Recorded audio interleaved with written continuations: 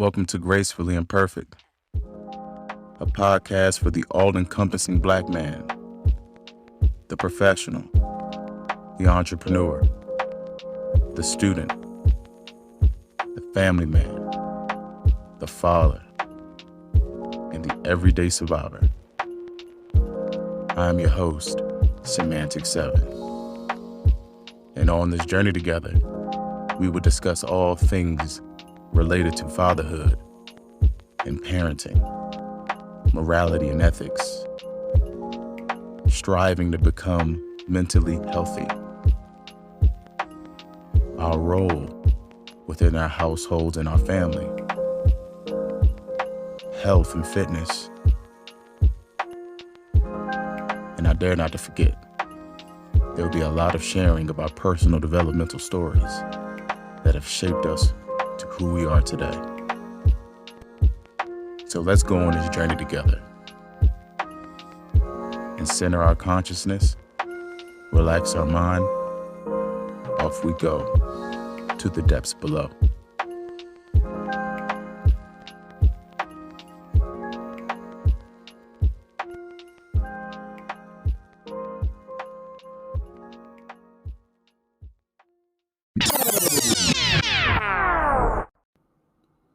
Peace, love, blessings in abundance to all of you.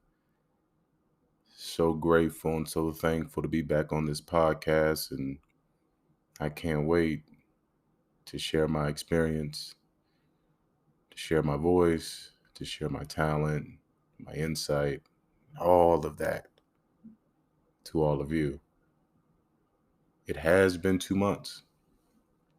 The last episode was published July 3rd, and here we are in September.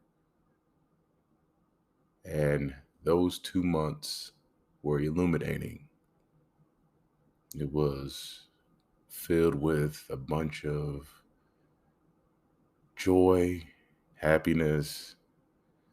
There was some rough patches, but overall, it was an opportunity to just invest in the lived experiences and to marvel in the uniqueness of humanity. And if it wasn't for those 2 months, I don't think that I would have gotten the energy, the motivation, the drive to get back on here again. So thank you all who's been waiting patiently. And I appreciate those who've been listening to the podcast since we began, and those who are tuning in maybe for the first time. You are all welcomed. And I truly hope that we can continue to build this community, this gracefully imperfect community where we don't shy away from who we are, what we've been through, and how we want to be seen and perceived. This is a community who owns our uniqueness and our pursuit to become better and better. A lot has happened, and what I won't do is I'm not going to delve into everything until the next episode. I want to dedicate this episode to the Poetic Prose Monday that we started together. For those who don't remember, or for those who have no clue what I'm talking about, Poetic Prose Monday is the dedicated space that we give to the vehicle of poetry. In that space, I'll recite something, an original work of mine, and I'll delve into the creative process. I'm not going to hold anything back. I'll basically open up the curtains so you can see front centered what happens from conception, through planning, through development, to publishing. And that's the type of insight that I want to give on Poetic Prose Monday. And then the second layer is that the Poetic Prose Monday is aimed to help serve in some capacity, whether it's a worry, whether it's a stressor, whether it is a thought on an idea, whether it is tapping into an emotion that you have experienced before. So I hope that with this Poetic Prose Monday, that it resonates, that it suits you and fits you well, and that you take something away with it. So just recently, I was published in the North of Oxford publishing company.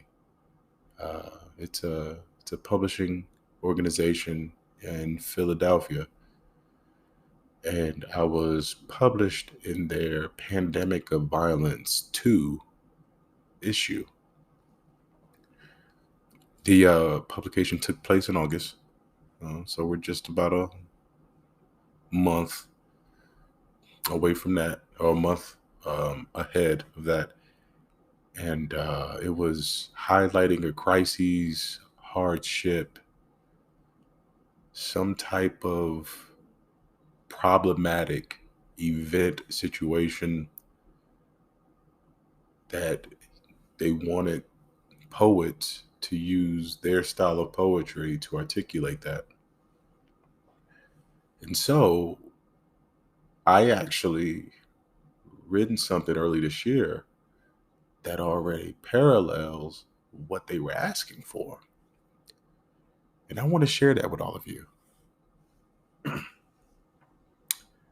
And I'm also sorry, I sound a little groggy. And I sound a little groggy because I'm getting over a cold. I had a I had a sore throat a few days ago, and now I'm dealing with congestion. So forgive me for this raspy, groggy sound that you're hearing.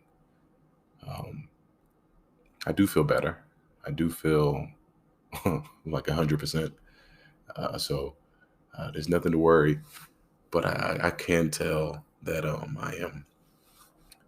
that my way of speaking is kind of off. But I want to share this poem with you all. We live in a chaotic time, full of confusion and bewilderment, and I definitely want, and these things have to be talked about, and these things have to be put at the forefront of society because they cause so much destruction. So the poem is called Real War Crimes. It's becoming harder to breathe as nation states and collective governments contest to siege, control, and obliterate civilization at a swift speed. Anxiousness ensues as the military siege feeds off the wounded, bleeding from their heads to their feet. Desperate for upside and reconciliation amid irrevocable catastrophe. The air is thinly filled with toxins and pollutants that can asphyxiate those involuntarily in the crosshairs, seeking refuge and personal safety. Open doors, closed doors. The disguise of an open border, relegated inhabitants organized by race, gender, and class, while in the backdrop the cries of agony, grief, and bereavement permeates and settles as normal ambient background noise. The curtains are wide open, and the luminous light of social, racial strife shines bright. The scope of perspective is sharpened and focused, giving the observers of the world a front and centered view of what moral insensibility looks and feels like. And that is real war crimes. What I love so much about this piece is not the fact that it's talking about the chaos and the violence and the destruction, the upheaval that we are experiencing in real time, but it it illuminates all those different intricacies, those things that get overlooked, things that go unnoticed, or things they only get sensationalized if it's caught on camera and placed on the Channel 5 news. Those cries, those families being displaced from their homes, the discrimination, the profiling, the prioritization of one's own people, especially the people that may look a certain kind of way. And so that right there in itself, I think that's what really, really, really makes this poem stand out, is the fact that it's showing it through words. It definitely gives a heightened understanding and heightened awareness about what happens, the goings on in any armed conflict or any civil war or uh, uh, uh, terrorist related situation. I first began this poem. All began with the initialization of what's going on in Ukraine and Russia. And I was getting questions. I'm in the military still, and I am trying to get separated on the basis of conscientious objection. But when this happened, I was getting questions from my wife, from other loved ones, from those in my social circle. Hey, are you worried about this? Are you going over? And the more and more that I was bombarded with these questions, the more and more I became just numb and mute. I didn't want to say anything. I knew that I wasn't going, but I knew so many other people were. And this also kind of influenced for me to do a deep dive reflection on what militarism, what war, what fighting for resources, fighting for national objectives, like what that means. And when I started doing this deep reflection, I started thinking about my time in Afghanistan. I started thinking about I was thinking about all the individuals in the different countries that I ran into, the missions that I was on, the village people that I encountered, the displacement, uh, the the the medical evacuations of those who stepped on bombs or IEDs that were buried under soil. It made me think about all of this. It made me think about my personal experience. Definitely influenced me to take this opportunity to expand and expound on the concept of war. And so that's what I began to do. And when I was thinking about how I wanted to structure this piece, um, I first off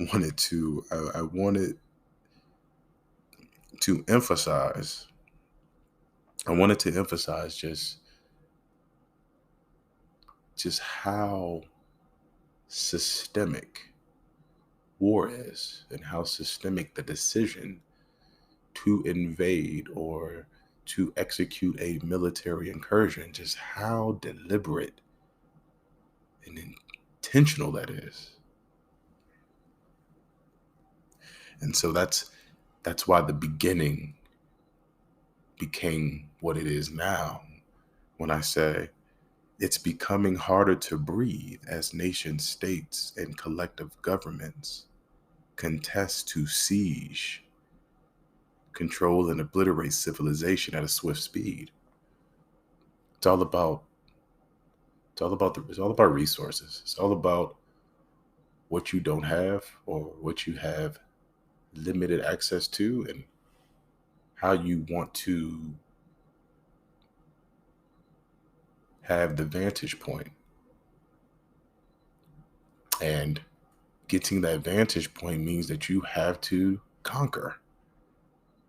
It means that you have to inflict bodily harm. You have to be intimidating, aggressive. You have to show that you are dominant. You have to show that you possess the power and the military dominance to wipe this nation, this civilization, to wipe them out.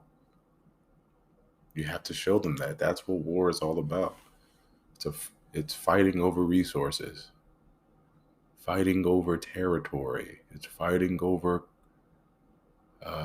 who gets to implant their culture into another place of the world. And so that's why the beginning became what it is I wanted to show just the magnitude of it, the magnitude of war, the magnitude of nations fighting each other. And that's typically how I write. The beginning is everything to me, how I start off. And so how I started off, I was able to build off of that, based off of that gateway, that segue into this is the effect of nation states and collective governments and militaries trying to, fighting to seize so much power and control. And then the main thing in there, I wanted to illustrate the impact. So that's why in the poem itself, when I've said things like bleeding from the hands to their feet, the air is thinly filled with toxins and pollutants. Refugees are in the crosshairs. Inhabitants organized by race, gender, and class. Like all these things were was to open the average person's eyes up to really see beyond the fog and the mist and the haze of what is told in the history books and what's told in to the news, to really see it for what it is. It's disastrous. It's evil. It's insidious. It's gross. It's inhumane. And I wanted to show that for those who never been up close to it, or who never witnessed it, or those who are in whose personal situation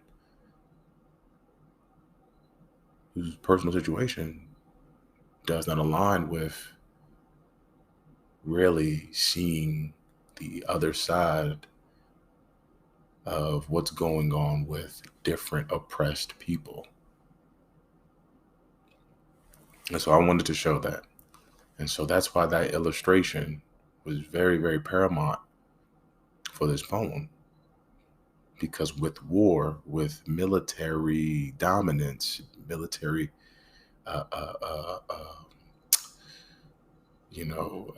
combat operations, there's a lot of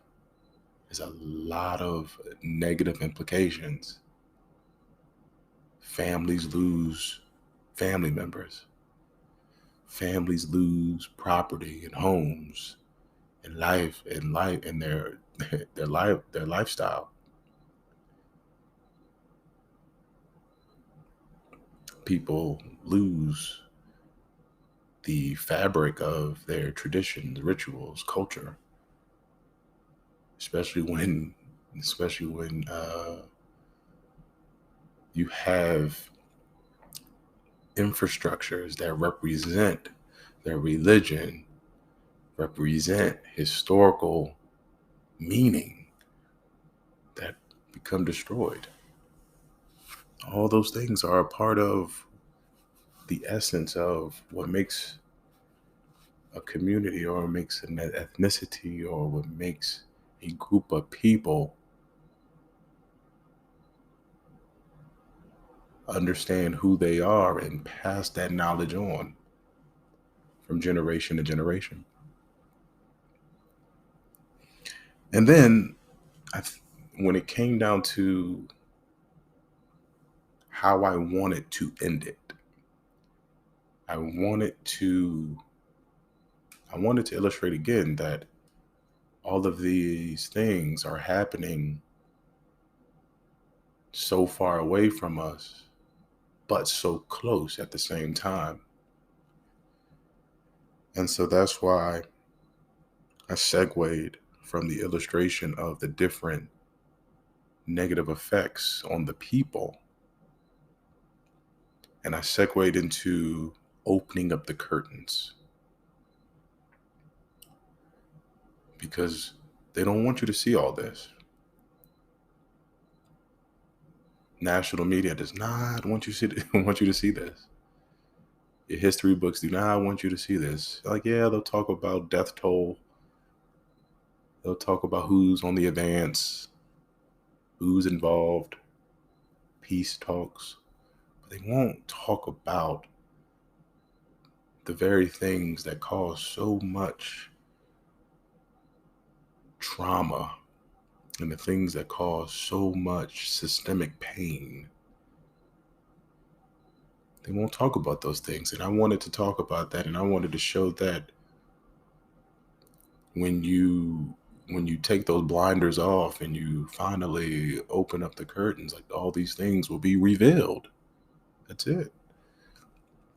And so ending this on that note of, these things are in front of us. We just have to want to look on the other side, to look outside our bubble, to look beyond the horizon. And so the very last line to me is my favorite. And it says, the scope of perspective is sharpened and focused, giving the observers of the world a front and centered view of what moral insensibility looks and feels like. I know there's a lot of justification when it comes to war, when it comes to implementing military dominance and all that. But I understand that there's always a justification, but everything that goes into it and how much it affects is just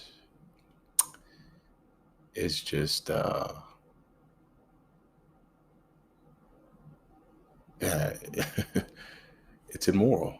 It's unethical. I mean, I don't know how any other way to sugarcoat it, and I don't know have any other way to really not use the the correct word to describe that. So it's immoral and it's unethical. And no matter how you look at it, no matter how you try to excuse certain situations or justify actions. The thing of the matter is that more people are negatively affected by war, by armed conflict, by civil uh, civil related violence events than what is actually gained from these strategic objectives.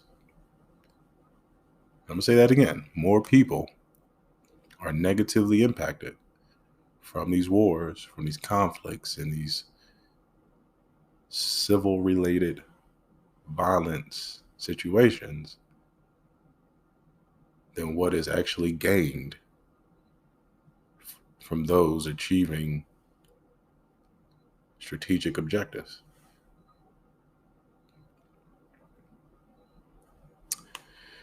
Well, I mean, that explains the PTSD rate for veterans and retirees.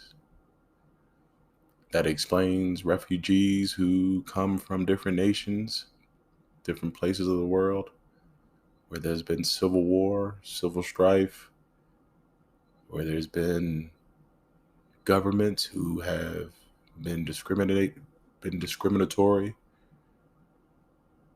who've been corrupt, and when they resettle and they immigrate somewhere else, they are still battling with that trauma. They're still battling with that pain and that hurt, that sadness, that loss. And we all channel it a different way. Some of us may channel it through our work.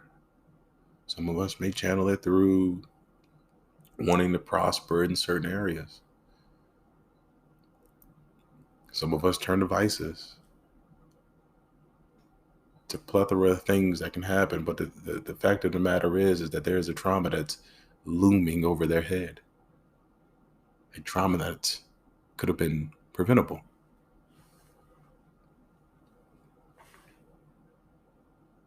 And so this piece was,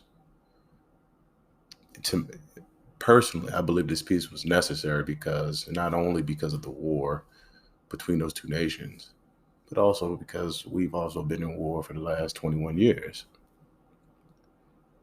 September 11th, just a few days ago, September 11th could have been preventable. The invasion of Iraq could have been preventable. Occupying Afghanistan since 2001 could have been preventable. And that means that an extra layer of morality and ethical decision making could have been learned, could have been implemented, and could have been used as the critical ingredients to create reconciliation and peace in a tranquil manner. I digress, my imperfect folks. And I am extremely grateful that we're back at it again. And this is our first Poetic Prose Monday since the break. For all those who have not already, please connect with the podcast, connect with me on the Instagram. The hanger is always _gracefully imperfect.